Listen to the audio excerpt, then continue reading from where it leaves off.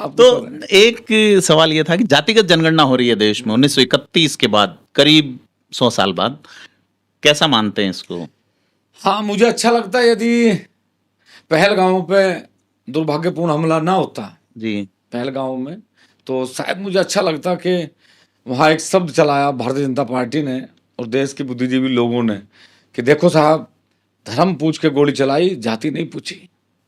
धर्म पूछ लिया, अब नहीं पूछा ये जाट है, राजपूत है, गुज्जर है, ये सैनी है, ये रावल है, ये सिसोदिया है, नहीं पूछा। ये क्या पूछा आपसे?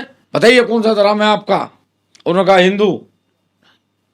तो जब मुझे बड़ा दुख हुआ कि पहलगांव पे हमले के बाद जब मोदी जी ने कहा कि अब जातिगत जनगणना, तो मैंने उस पर विरोध दर्ज किया। मैंने कहा जाति हम पूछ लेंगे।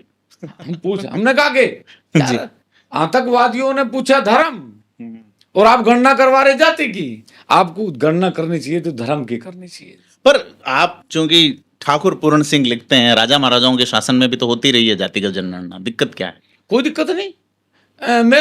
मुझे जाति गणना से दिक्कत नहीं है जी। मुझे उस भावना से दिक्कत है जो आप देना चाहते हैं। आप कह रहे हैं कि साहब देखो इसमें आप तो भाव मांग रहे हो, भावनाओं में कहाँ उलझ नहीं रहे नहीं, हो? वो भावनाएं है ही नहीं। मेरा सवाल ही नहीं। मेरा सवाल सिर्फ क्या है कि आप जो कह रहे, आप कह रहे कि भाई देखो बैंगन बहुत खराब चीज है, जी।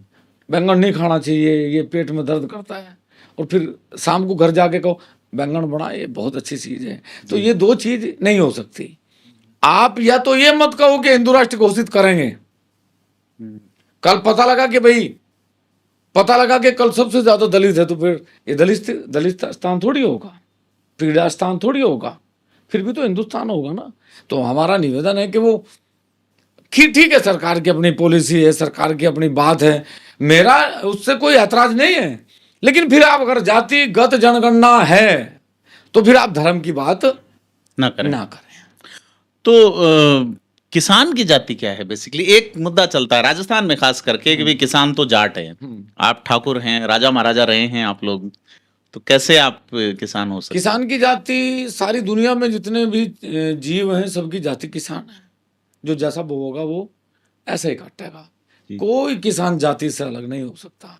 व्यापारी भी किसान है, जैसा कर्म करेगा ऐसा। मैं यूपी के ही किसान नेताओं की बात करूं, चौधरी महेंद्र सिंह टिकैत, अब राकेश टिकैत, या उससे पहले चौधरी चरण सिंह, एक जाति वर्ग से आते हैं, कैसे आप अलग से अपने आप को देखते हैं? मैंने कहा कि किसान की वैसे तो कोई जाति नहीं है। चौधरी महेंद्र सिंह टिकैत ने जब किसानों के लिए एक मसीहा के रूप में जन्म लिया और उन्होंने बड़ा आंदोलन इस देश की सरकारों को हिलाने के लिए पूरे देश में आंदोलन चले, और पहली बार एक ठेठ किसान, एक ऐसा किसान जो सिर्फ गांव से निकल के और दिल्ली की सड़कों तक आया, और फिर दिल्ली के प्रधानमंत्री और मुख्यमंत्रियों ने उस गांव में जाना शुरू करा जहां उस किसान ने जन्म लिया। जी। उसने कोई भेदभाव नहीं करा। उसने ना ये कहा कि राजपूत कौन है, ना ये कहा कि त्यागी कौन है, ब्राह्मण कौन है।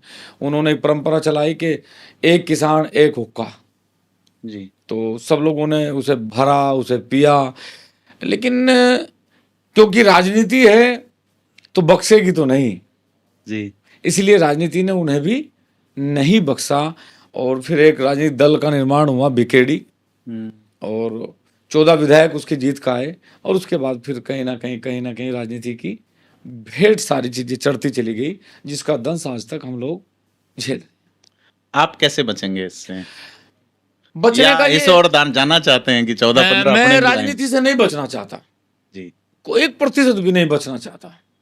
मेरी हिस्सेदारी किसान के साथ नहीं है, मेरी हिस्सेदारी ही राजनीति में है। मैं राजनीतिक हूं ही नहीं, मैं तो सिर्फ राजनीतिक हूं पक्का, क्योंकि या तो मैं वोट ना करूं, और वोट करूंगा तो मैं राजनीतिक हूं।